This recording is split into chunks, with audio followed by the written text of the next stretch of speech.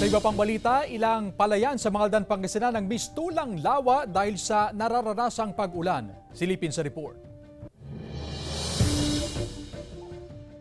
Lubog na ang mga palay sa sakahang ito sa Barangay Anolid, Mangaldan, Pangasinan. Nangihinayang ang magsasakang si Andres. 4 na buwan na raw ang kanyang mga tanim na nakatakda niyang anihin sa Setyembre. Talagang mahinayang na kunmanan, marami ng utang. Panye, kukunti na lang yung naiwang pataba ko. Ikon ko na yung mahigit 6 na sako.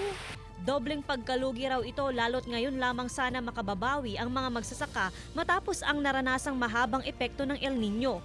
Nagsasagawa na ng monitoring ang Municipal Agriculture Office katuwang ang Disaster Council sa epekto ng kalamidad.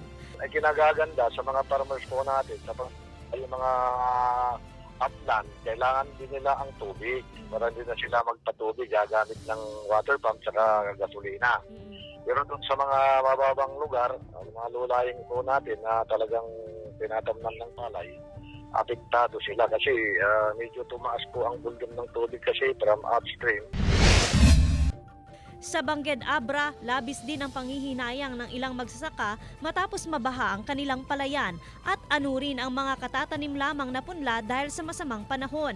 Problema ngayon ng ilang magsasaka kung saan ulit kukuha ng itatanim na punla. Sumunod naman daw sila sa cropping season pero hindi nila inasahan ang naging epekto ng bagyo. Inaalam pa ng Municipal Agriculture Office ang danyo sa agrikultura sa Bangged dulot ng bagyo at habagat. Joan Punsoy, One North Central Luzon.